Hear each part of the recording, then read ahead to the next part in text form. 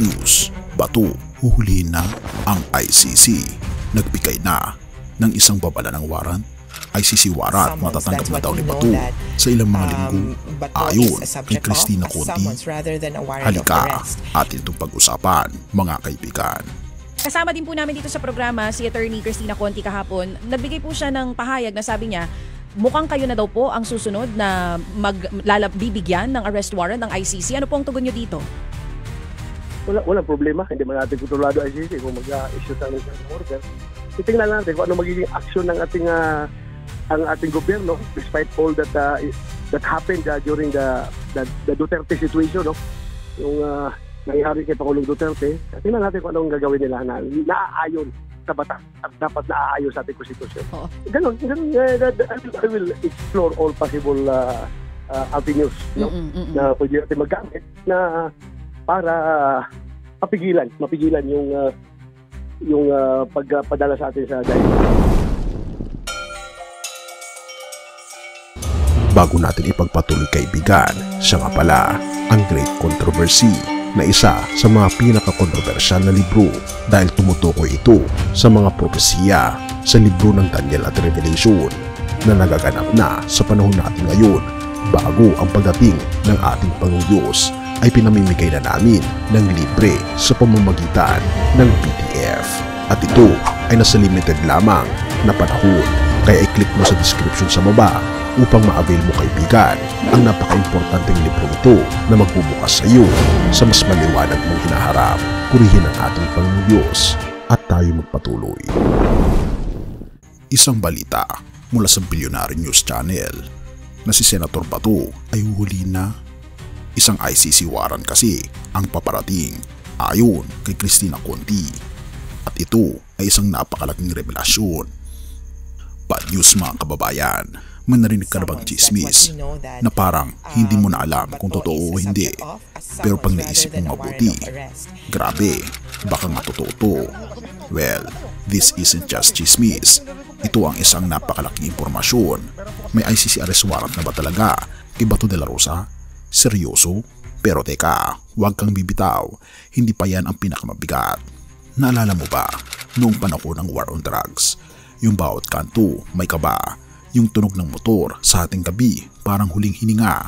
Maraming Pilipino ang nagsabi, kailangan yan para sa kaayusan, pero marami rin ang sumisigaw, nasaan ang hustisya? Ngayon, after years of silence, nag-iingay na ang International Criminal Court at ayon sa Council Assistant na si Cristina Conti, hindi lang si Duterte ang target. Bato de la Rosa, expect a warrant soon. Boom! Walang paligoy-ligoy si Conti sa panayam kay Richard Heydarian. Diretsa ang sinabi na darating na ang arrest warrant para kay Bato. Pero teka, bakit siya? At bakit ngayon na darating? Conti explained, it wasn't just Duterte. Hindi lang siya ang gumawa ng desisyon. Hindi ito solo mission. De la Rosa was PNP chief, ang namuno, ang tumanggap ng utos, at ang nagpakilos ng galaw. Pero kung akala natin na si Duterte lang ang inaresto, think again, may mga pangalan pa, baka kilala mo pa sila. Cristina Conti adds, baka minimum si Bato lang muna, but there will be others. Definitely. So hindi lang ito basta arrest warrant, ito na ang simula ng domino effect. Once mahulog ang unang piraso, sunod-sunod na yan. Therefore, kung si Bato ang unang arestuhin, sino ang susunod? Remember what Bato said noon, pag may warrant ay hihingi raw siya ng suporta sa Senado. Pero ngayon, nagbago na ang tono niya. Sabi niya, sige susuko ako pag may official order. Wow, iba na to. Bakit kaya? May alam ba siyang hindi natin alam? Duterte is already in The Hague. March 11, ICC Detention Center, kulong. Pero ang tanong ngayon, sino ang susunod na madadala doon? Sa dami ng kasong nakatambak, sa dami ng namatay, sa dami ng pamilyang naiwan, wala na raw lusot.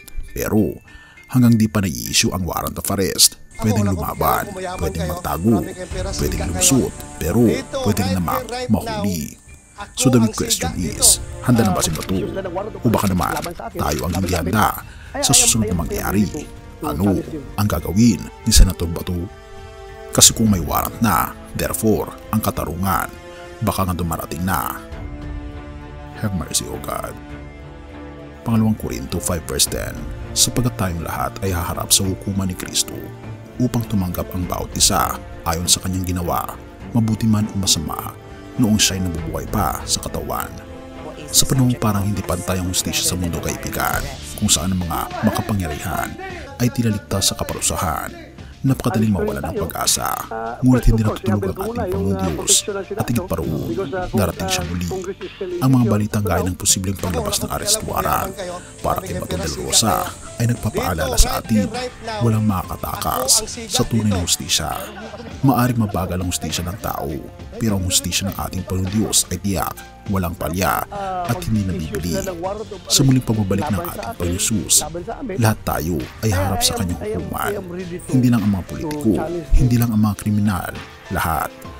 Kahit ang tanong ay hindi lang, mahuhuli na ba si Bato, kundi handa na ba tayo? Sapagkat ang kanyang pagbabalik, kaibigan, ay may katiyakan. Therefore, dapat tayong mamuhay na may takot sa ating Panginoong Diyos, may katarungan at may malasakit sa ating kapwa, at sinurrender ang ating masamang pagkatao sa ating Panginoong Kristo upang baguhin niya tayo. Hindi sapat na tayo ay hindi gumagawa ng masama. Tinatawag niya tayo upang magpasako sa kanyang kalooban at tumindig para sa tama. Sa huli, darating ang dakilang hukom. At sa harap niya, walang posisyon, walang yaman at walang kapangyarihan ang makakaligtas.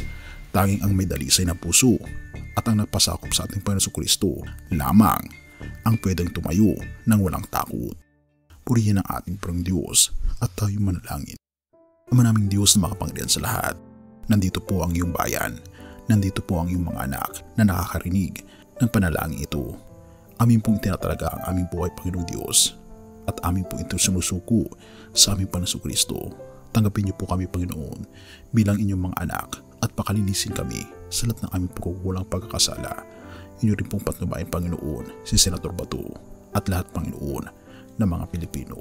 Salamat, Panginoon Diyos, sa inyo pong pag-ibig sa amin at patawarin po kami sa lahat ng aming pagkukulang at pagkakasala, sapagkat ito isang matiling sa matamis na pangalan ng aming Panginoon Jesus.